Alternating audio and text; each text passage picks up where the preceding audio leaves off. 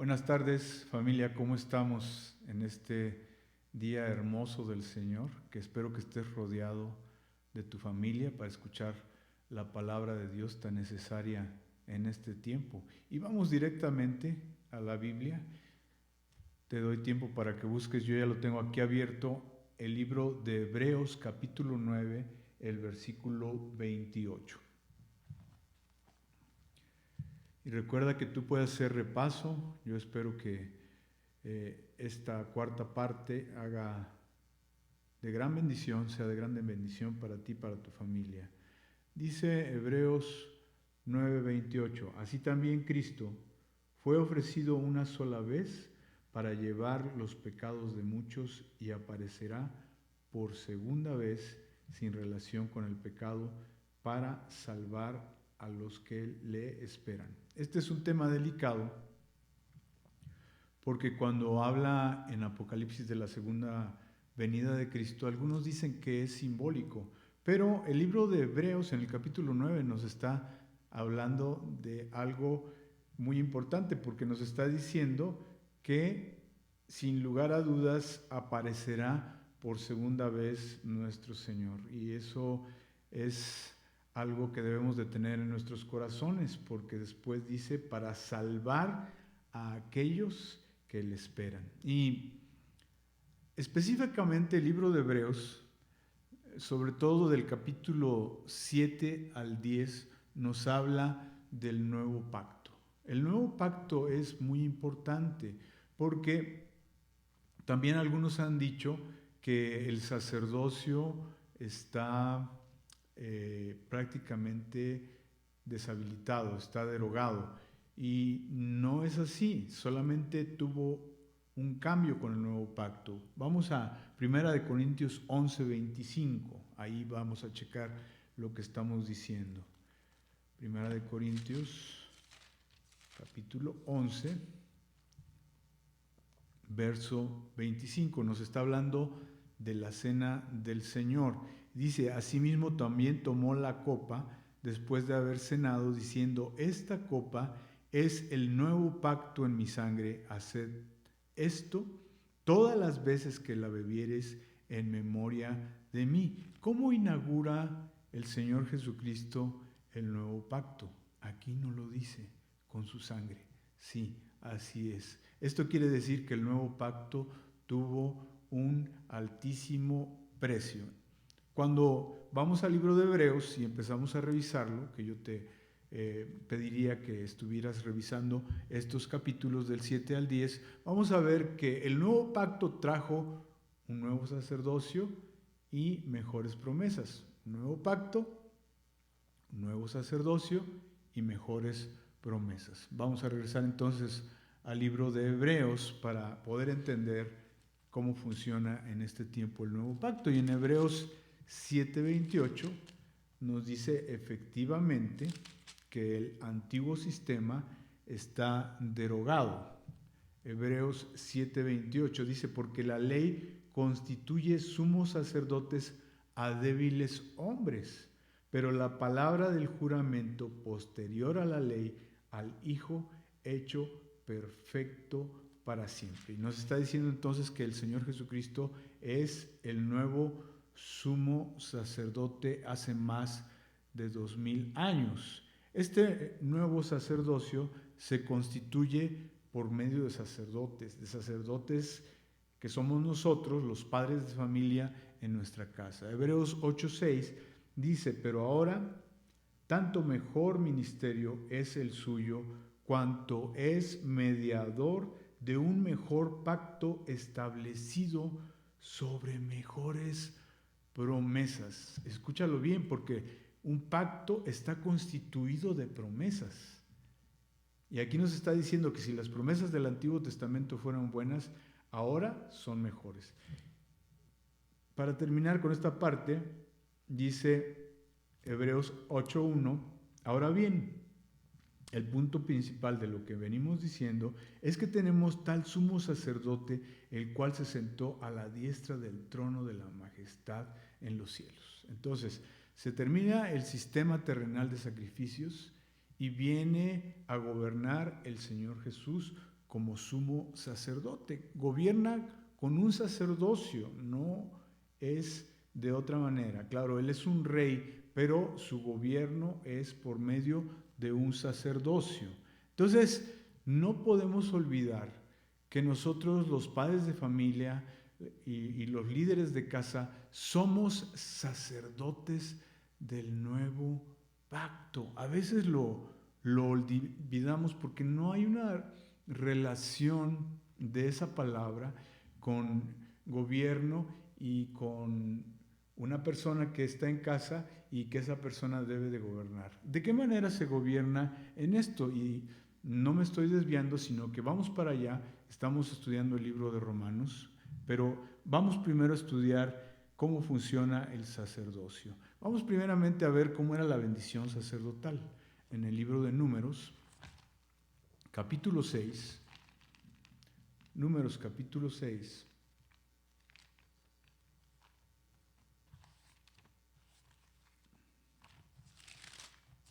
ahora te digo el versículo, en el 22.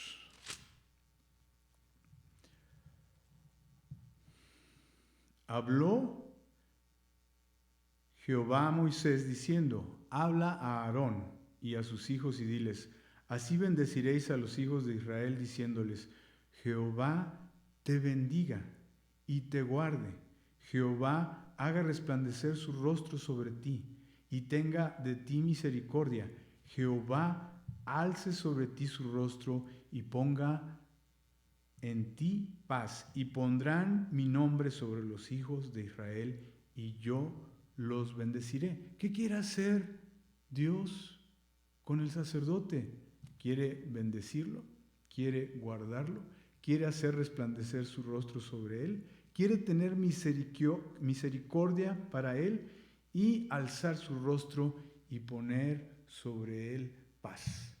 Entonces, en el Antiguo Testamento, el sacerdote era un hombre deseado, era que mucha gente quería ser sacerdote porque sabía que tenía esta bendición sobre su cabeza, sobre su vida y sobre su familia. Él lo sabía, pero hay importantes funciones que debía de hacer el sacerdote del Antiguo Pacto. Levítico 10, 9, 11, y todas estas figuras nos sirven para entenderlo mejor. Levítico capítulo 10, y vamos a leer desde el verso 9. Tú y tus hijos contigo no beberéis vino ni sidra cuando entréis en el tabernáculo de reunión, para que no muráis. Estatuto perpetuo será para vuestras generaciones, para poder discernir, atención, entre lo santo y lo profano, y entre lo inmundo y lo limpio, y para enseñar a los hijos de Israel todos los estatutos que Jehová les ha dicho por medio de Moisés. Entonces, normalmente se identificaba o se identifica aún algunas personas, identifican al sacerdote como alguien que va y hace los sacrificios y regresa a su casa, pero no, él decía que todas estas figuras las personas deberían de aprender entre lo santo y lo profano, entre lo inmundo y lo limpio. Debería de haber un discernimiento ahí.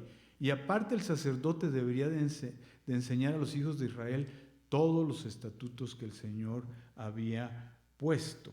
Entonces, bueno, es correcto, el sistema terrenal de sacrificios está abrogado, pero no así las funciones y las bendiciones, por lo cual nosotros debemos de esperar que el sacerdocio sea instalado correctamente en nuestras casas mediante la función y la guianza del Espíritu Santo.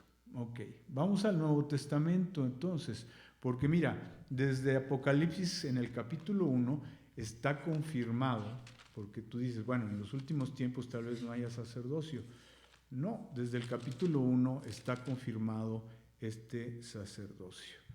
Y vemos el contexto, es 1, 5 y 6, y de Jesucristo el testigo fiel, el primogénito de los muertos y el soberano de los reyes de la tierra, al que nos amó y nos lavó de nuestros pecados con su sangre y nos hizo reyes y sacerdotes para Dios su Padre. A Él sea gloria e imperio por los siglos de los siglos. Amén. ¿A dónde empieza el sacerdocio, hermanos? El sacerdocio empieza en las casas. El padre de familia, el jefe de casa, es aquel que debe de ministrar la palabra de tal manera que venga ese discernimiento en la familia y podemos tener esos resultados. Vamos a checar en Primera de Pedro esta confirmación, porque así llama la iglesia, la llama sacerdocio santo. Primera de Pedro, capítulo 2, verso 5. Dice: vosotros también, como piedras vivas, sed edificados como casa espiritual y sacerdocio santo para ofrecer sacrificios espirituales aceptables a Dios por medio de Jesucristo. Entonces, no es suficiente con poner un cassette o un disco de alabanza, no es suficiente con recordar algún versículo que es importante, pero no suficiente, sino el sacerdote debe de tener esa actitud de celebrar sacrificios espirituales aceptables a Dios por medio de Jesucristo. En el 2:9 nos lo vuelve a confirmar: mas vosotros sois linaje escogido, la iglesia, real sacerdocio, nación santa, pueblo adquirido por Dios, para que anunciéis las virtudes de aquel que os llamó a las tinieblas, de las tinieblas a su luz admirable. Hay un llamado, hay algo que tiene que suceder cuando hemos entendido lo que significa la salvación, y entonces dice que somos arrancados desde las tinieblas y somos enviados a la luz admirable de Dios. Entonces, vamos a ligar esto con el libro de Romanos, porque ¿cuál es la función básica en este tiempo tan difícil que estamos viviendo del sacerdote para con la familia? Te lo voy a decir. Nos tiene que llevar a la conciencia del pecado. Y habíamos visto algunas funciones de la ley, y en ese sentido, bueno, sabemos que la ley está vigente y todavía tiene una función importante, varias, pero la que vimos es que nos da la conciencia del pecado. Romanos 3:20, recordemos, vamos para allá también. Romanos capítulo 3, versículo 20.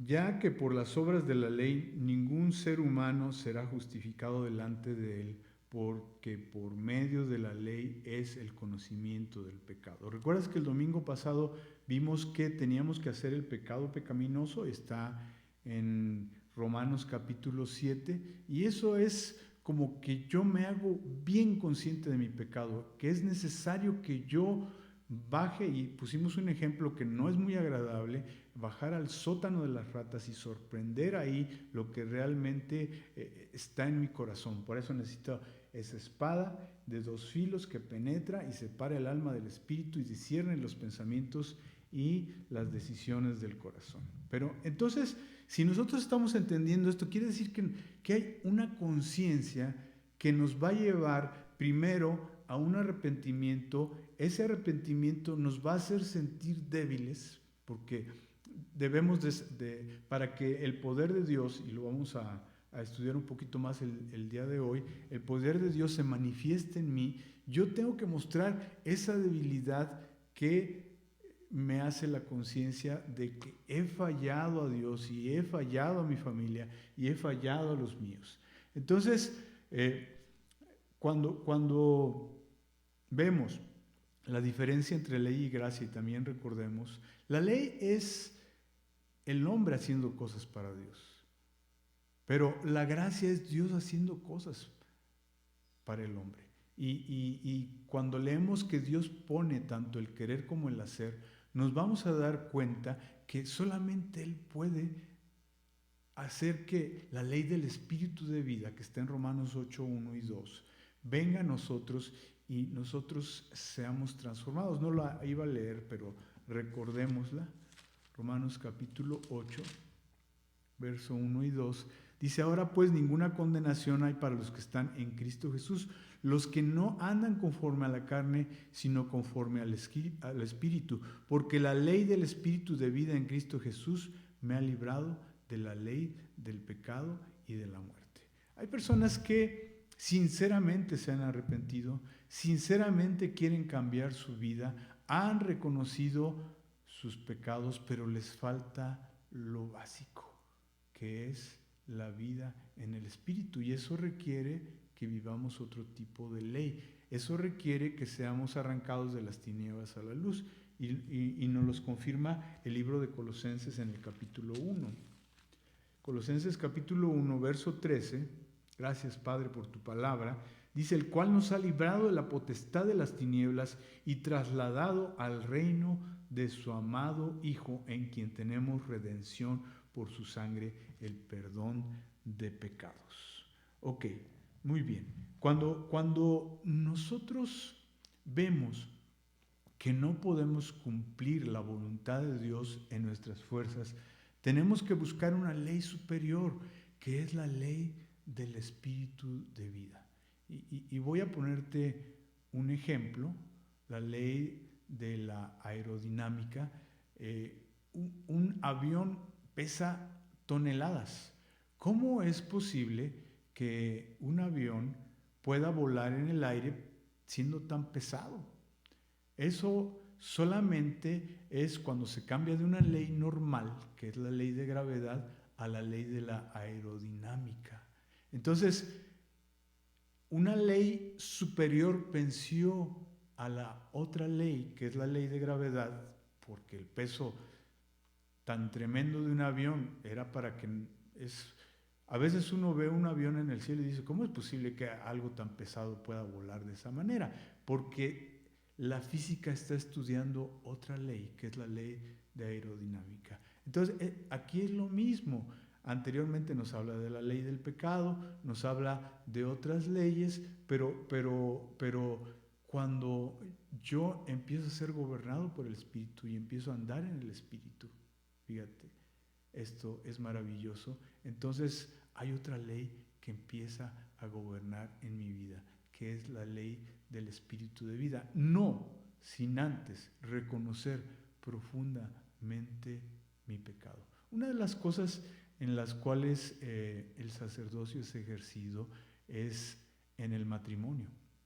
Hemos estado hablando de la familia, pero una de las maneras en donde nosotros aprendemos a morir, yo sé que el matrimonio tiene muchas bendiciones, pero aprender a morir es básico en el matrimonio. Te voy a poner un ejemplo.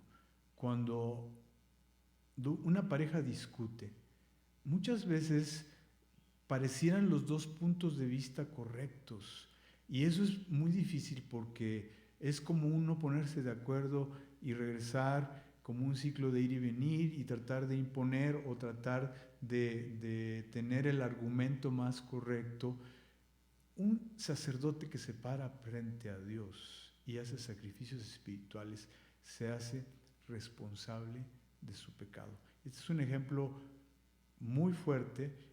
Yo me pongo de ejemplo porque yo he hecho esto y yo sé que esto te bendice o te va a bendecir grandemente, varón. Yo me estoy refiriendo a los varones de casa. ¿Qué es lo que viene a suceder?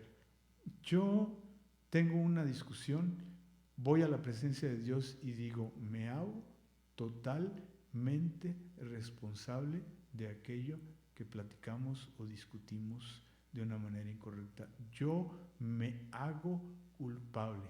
¿Qué crees que es lo que va a suceder? Lo que va a suceder es que, número uno, yo me hice responsable de mi pecado. Número dos, van a venir las bendiciones sacerdotales a mi vida. Eso es maravilloso. Pero primeramente yo tengo que reconocer mis pecados. Alguna vez yo hasta escribí y les puse número y nombre y apellido al pecado que había yo cometido, más los recientes, los que me están creando en un momento dado cierta problemática, y en el entendido de que empiezo yo a conocer a ese Dios del nuevo pacto que tiene mejores promesas. Cuando yo lo hago, entonces viene a mi arrepentimiento, tiene que venir esa debilidad. Esta debilidad no es una debilidad como cuando uno está enfermo o simplemente sin energía. Es algo que lo tienes que vivir, no es explicable o no es muy explicable, pero conocemos el hecho de estar débiles, es algo parecido. Aquí podemos entender a Pablo en 2 Corintios 12:9. Él nos lo explica ahí. En 2 Corintios 12:9, Pablo nos dice lo siguiente, pero además la clave de lo que la clave del objeto para lo cual es esta debilidad, porque no es que Dios quiera hacernos sentir débiles, sino que de esta manera se va a manifestar su poder. Y fíjate lo que dice en el 9, y me ha dicho, estamos en el capítulo 12, bástate mi gracia. Aquí hay una manifestación de la gracia. Aquí ya no está la ley, aquí está el espíritu de vida, porque mi poder se perfecciona en la debilidad. Por tanto, de buena gana me gloriaré, más bien en mis debilidades, para que repose sobre mí el poder de Cristo. Nadie recomienda que ante una situación alguien se declare impotente, alguien se declare incompetente, pero Pablo lo está haciendo porque de esta manera, ¿qué va a suceder? Va a reposar sobre mí, sobre ti, el poder de Cristo. Esto también va para las mujeres, obviamente, claro, como estamos hablando del sacerdocio, me estaba dirigiendo a los varones, pero el efecto es exactamente el mismo en una dama. Entonces, cuando esto sucede, yo tengo que recordar lo que dice Hebreos capítulo 9, es que te iba a decir 10, Hebreos capítulo 9.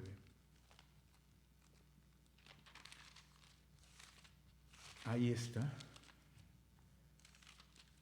Y fíjate que está en medio de donde Dios habla acerca del sacerdocio.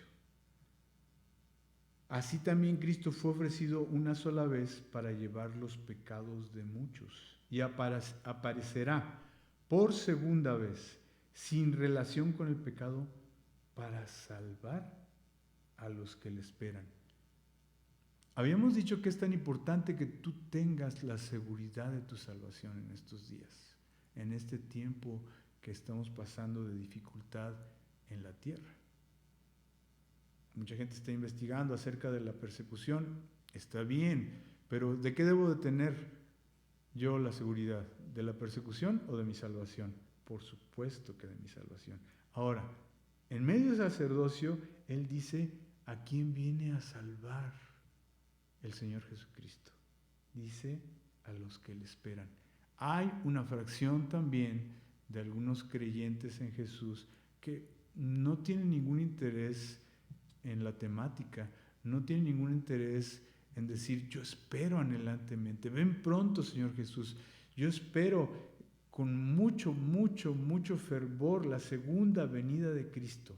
Pues aquí lo dice, aquí dice que el Señor viene a salvar a aquellos que le esperan.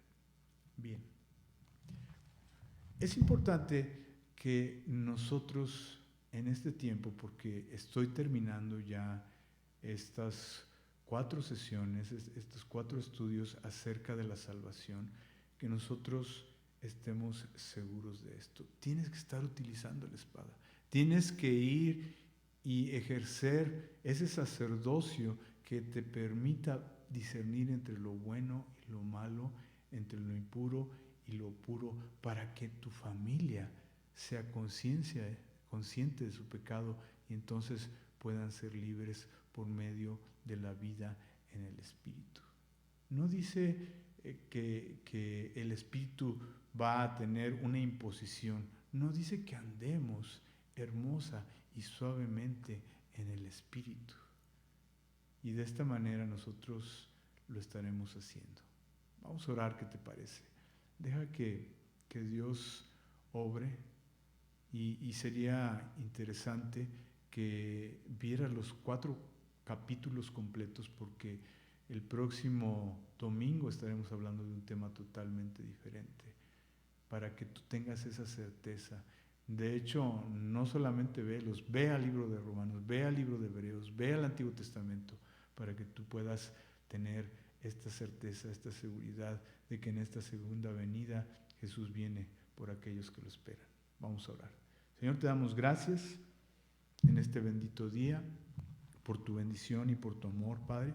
Queremos estar seguros de nuestra salvación, queremos estar seguros de tu bendito regreso. Señor, queremos estar seguros de que nos vamos a ir contigo, Padre. Y estamos seguros, Señor, de que te amamos. Eso es lo más importante. Te doy gracias en este tiempo por cada uno de los que están escuchando, en el nombre bendito de Jesús. Seguimos en contacto, mis hermanos. No nos dejes, te extrañamos y nos vemos pronto. Dios te bendice.